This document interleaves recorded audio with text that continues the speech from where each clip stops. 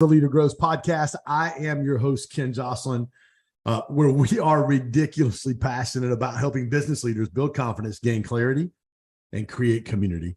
I have got our next guest I've known of, and I literally, if we went through and probably talked about all the friends that we have in common, are going to be dozens and dozens and dozens. None other than Tim Elmore. I've known Tim through my good friend John Maxwell for years and years and years.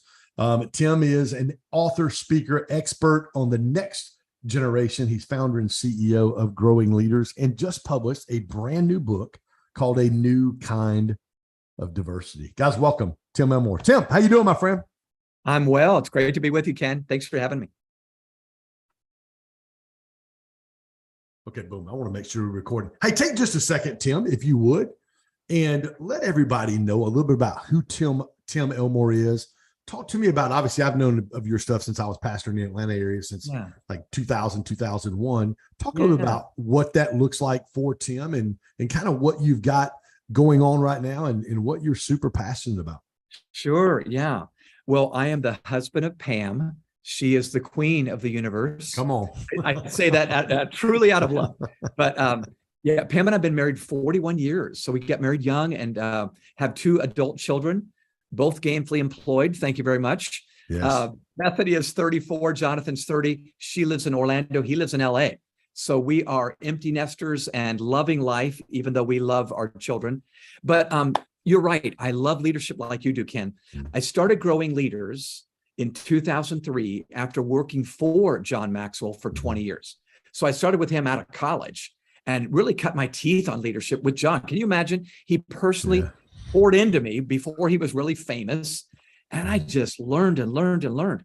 But all the while he was teaching leadership and I was there next to him, I kept wanting to get what he was doing to the next generation. So he was teaching business leaders, pastors, et cetera. And I thought, what if an 18-year-old got this, or a 15-year-old, or a 21-year-old got this? So Growing Leaders, my nonprofit, is really about getting these timeless principles to students, to young professionals, athletes. We work with a lot of professional baseball, football, basketball teams, NCAA teams. So I have a blast getting to do what I do, but it's taking these principles to the next generation. Yeah, talk to me about because I was a student pastor back then. A few hundred kids in my youth ministry in the Gainesville area. So obviously I'm super familiar with what you're doing, what John's been doing forever. Good friends with Kevin and Gabe and my good friend Nate May. All the guys you know. Talk to me about where the passion came from to do that. To take where, as you just mentioned, John's talking to business leaders and pastors, but that burden that God put in your heart for the younger generation. Talk to us about how that kind of developed, and then what was the beginning or the catalyst of getting you going in that? Yeah. Ken, I often use a phrase to describe why I invest my time the way I do. The phrase goes like this: it's better to build a fence at the top of the cliff than a hospital at the bottom. So in America, we are so good at giving toward crises, 911, Hurricane Katrina, you name it. We build hospitals all the time to help those hurting people, and we need to. But if you build a fence at the top cliff, you keep people from falling and needing the hospital. So I decided I wanted to invest in young people before they had the divorce, before they ruined the company, before they lost the money. Isn't it true? Our generation has made a lot of mistakes. We've done some things right, but boy, did we make a lot of mistakes. And I'm thinking, what if we could put those tools in the hands of a young person before they launch into their career? And so our goal at Growing Leaders is to build influencers who know how to solve problems and serve people. Solve problems. And can you imagine a generation that knows how to do that? We're going to be okay. So it's really a strategic investment, I think. It was a bet on, if we can get it to them when they're young, we changed the whole trajectory of not only their life, but of history. I love that, man. Talk about some of the framework and some of the ways that you're able to do that with the next generation. I know you said you're working with some professional sports teams and college sports teams and some of those things. My good friend Hugh Jackson, the head coach of the former head coach of the Raiders and the Browns, he's at Grambling State. I spoke to the Grambling State football team a few weeks ago before they played Jackson State and Deion Sanders, which I had a blast. But talk about some of the framework and some of the things that you're doing and how you're taking you know, leadership development and Yes. getting that to in there, because they talk different, they speak different, they think different, Yeah. and getting that in their lives to where they can actually use what you're giving them. Yeah, absolutely. So we do lots of events. We'll do, gosh, more than 200 events this year. And we believe the event is important, but it's only a catalyst. Leadership conferences are not going to change their life in a day. They need a process after the event. You know that language. So we'll do events. In fact, I was just with the Houston Texans on Monday night. We're talking to their leadership. After the event, we often, the tool that has been wildly popular for us has been something called habitudes. Habitudes are images that form leadership habits and attitudes. So it's a way of teaching timeless principles with the power of an image or a picture. I like to say pictures beat lectures every day, with especially for the next gen. When we have lectures, don't we? We want to lecture our kids. Responsibility, initiative, you know. So I'm saying you show an image and you can teach anything, because pictures are worth 1,000 words. Now you've got student engagement. So we'll do an event at a high school or college or middle school or a sports team. And then following that event, we'll put habitudes in the hands of every one of those teammates. And they'll look at one image a week and they'll talk about it and process it. What's this iceberg mean? Well, the iceberg means, and it's, by the way, it's a really cool picture of an iceberg. The tip that you can see is your skills. They're visible. But the 90% below the water of that iceberg represents your character. And that's what sinks the ship. So so anyway, we launch conversations we know they ought to have, but they probably aren't having on TikTok. And we just make sure they're happening in the clubhouse or the organization or the classroom. And these images have just been so fun. I mean, James Harden, NBA player, went through habitudes when he was with the Houston Rockets, and he likes thermostats and thermometers, and he likes discipline bridge, you know. So I go, that's awesome, man, you know. So anyway, I'll stop there, but that's been the tool to keep the process going. No, I love that. Talk about some of the success stories you've seen. And you've been doing this. How long have you been doing like the habitudes and those kind of things now, Tim? For the first habitude book I wrote in 2003, the same year we started Great Leaders, published in 2004. So let's see, as of this last year, 2.5 million kids have gone through habitudes, which is so fun. I never saw that coming. I feel like I'm a man of faith, but I never saw that coming. John's always been the gazillions of, you know, and I have always been happy to be his Joshua, you know. But I have loved that fact. So a couple of fun stories. One is a fun story of faith. I had a professor at a state university say, Tim, I read your mentoring book, and I felt like, man, I got to mentor these students, not just teach them in a classroom. So he gathered about 7 or 8 grad students together, and he went through the first habitude book. Well, we have a faith-based version and we have a values-based version. So he went through the values-based because this is a state school. But at the end, he met with each of his guys one-on-one. And one of his students came in right away and said, I feel like I'm practicing these habitudes, but I feel like there's something more. And this professor said, well, there is a faith-based version. Would you like to look at that? He goes, yeah. And using the iceberg, he was able to lead him to Christ and begin a relationship with God. So that was so cool. But I, of course, love the fact that, you know, other teams are going through them and they're just minimally becoming better leaders at the Buffalo Bills or Tampa Bay or you know, the San Francisco Giants.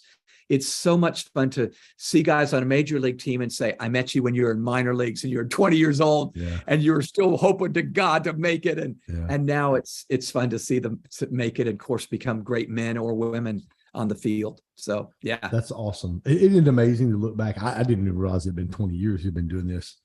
You know, I knew you and of you when you worked with John and, like I said, Kevin and Gabe and the rest of the guys.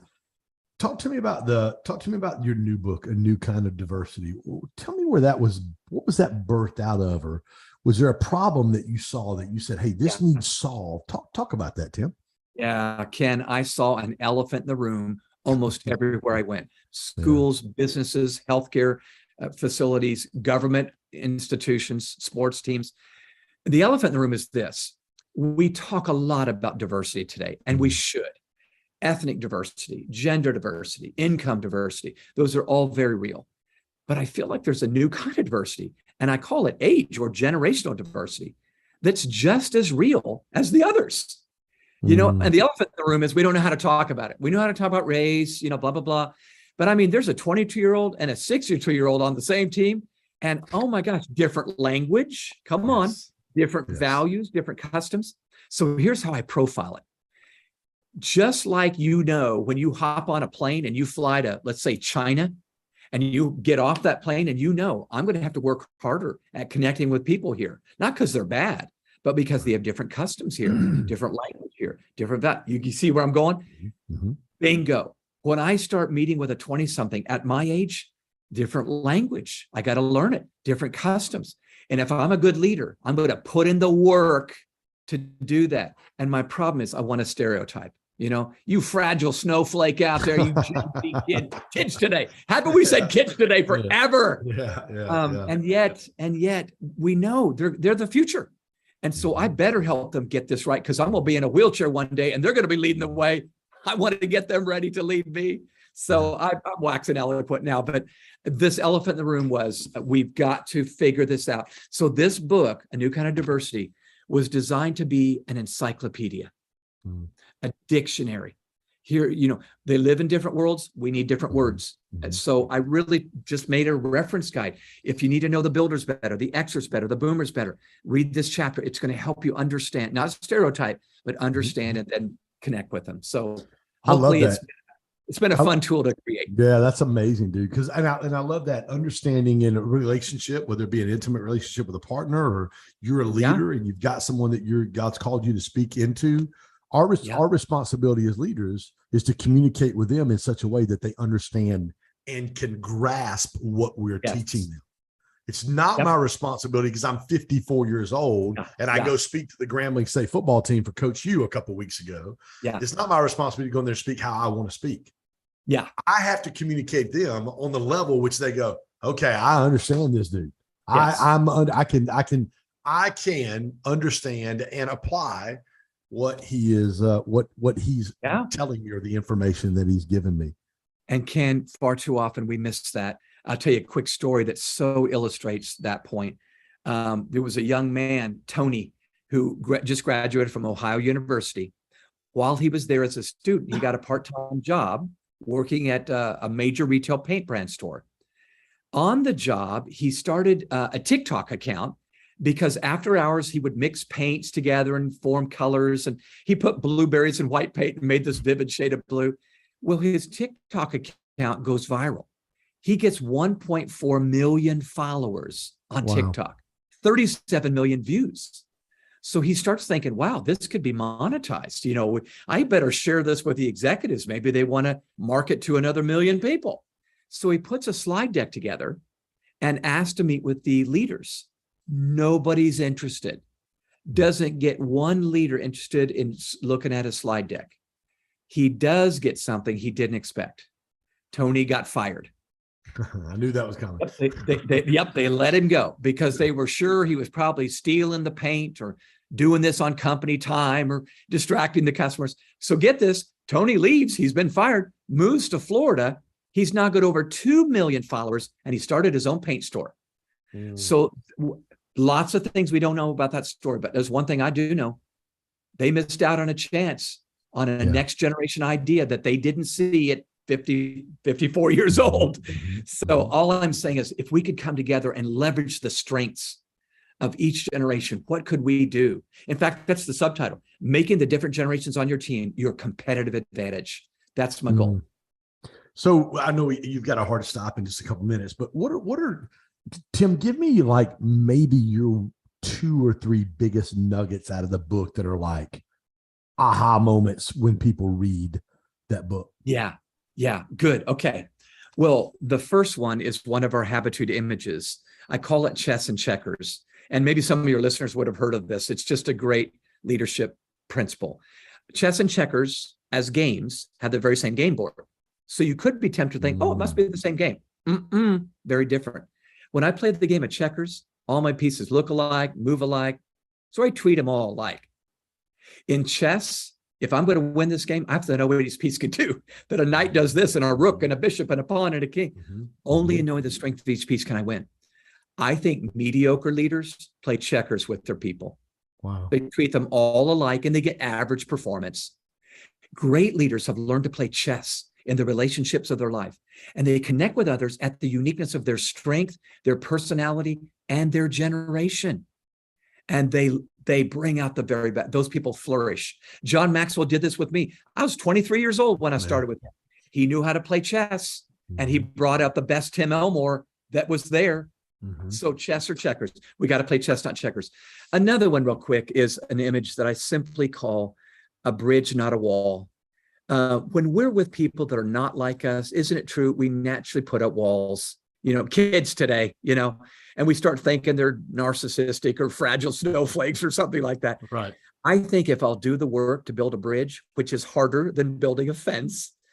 Oh my gosh. So the assignment in the book, it's the last chapter, reverse mentoring. I challenge every reader of this book to find someone from another generation, and both of you invest in each other. So Andrew and I do reverse mentoring. Andrew is 30 years younger than me.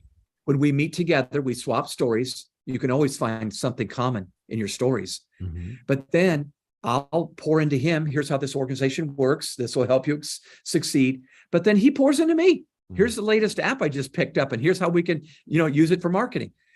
I teach and I learn. He teaches and he learns. It's beautiful. So reverse mentoring, I think, is a great destroyer of fences.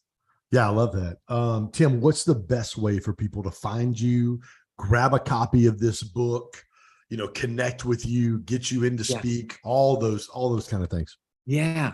So we have a site for the book that takes you to a site where you can take a free assessment. This, if nothing else, is fun. It's absolutely free. We call it the GQ, your generational quotient. Wow. So you can see how fluent am I with, or how fluent am I with Gen Z, with Xers, with boomers. So if you go to this site, you'll find the assessment and the book.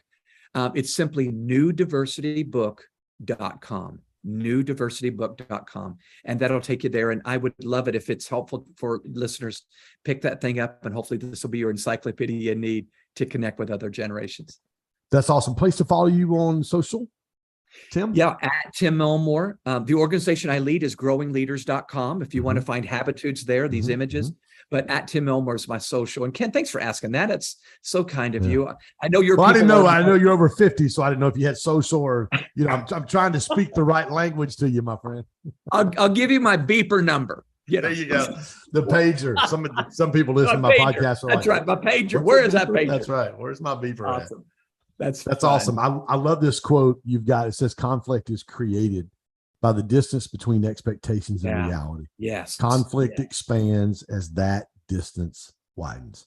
Yeah. I had Coach Hugh Jackson at my event last year, my Create conference. John spoke at it. And we did a fundraising dinner on Thursday night for him and my good friend David Pollitt from College Game Day. And I asked Coach Hugh, I leaned in because I love what the conflict expands as the distance widens. Yeah. Coach and I were having a conversation, great Q&A. And I just leaned into him and I said, Coach, I knew God wanted me to take it a different direction. I said, Coach, I'm a 54-year-old white conservative guy who votes Republican. Yeah. Yeah. So what do I need to hear from you that I'm missing? Ooh. Yeah. Dude, That's room so good. Dead silent. Yeah. And what happened? I had goosebumps again today. Literally, you could feel the room lean into as Coach started to really share. And to be honest with you, we talk almost every week. Like, I think that's where our relationship really started to form. And he began to go, okay, this guy's different. Talk about that, Tim, about how conflict is created in the distance and how we can close that gap. I love that. Thanks for asking that question. It's huge. So first of all, for listeners to understand, you all know conflict pops up even with unlikely people, our spouses, let's just say our spouses. So conflict expands when that distance between expectations and reality happens. So think about this. If I tell my wife I'm going to be home at 7:00 for dinner and I get home at 7:05, not a big deal. If I get home at 9:05, we have a little conversation. And it's not because she can't live without me for 2 hours. It's because I created an expectation. And now the longer that gap, the more heated that conversation is. Good. So we just lubricate conflict when we make sure we've talked over expectations. When I hire a Gen Z team member, I need to talk about decision-making rights. They may feel like they get a vote on everything. No, you don't get to vote on everything. You get to have a voice, but not an equal voice. You follow what I'm saying? So make sure when you hire, you talk over expectations. What are your demands? You might have a demand that I go, you know what, makes sense, but we're not the right place for you. You're going to need to find another job somewhere else because there's no way we can please that demand. Preferences are nothing. Is that a preference or is that a demand? If it's just a preference, I'll say, well, I'll do everything I can to meet that, but we may not. I'm just thinking if we have these upfront conversations and we learn to laugh and cry together and say, we're going to get this right. I leverage the strength of that Gen Z kid that I desperately need in my life as a baby boomer, and hopefully vice versa. So that would be my answer to that question. I love that, man. Tim, thanks for taking some. I know you're busy. Thank you for taking some time out today, man. Super excited about your book.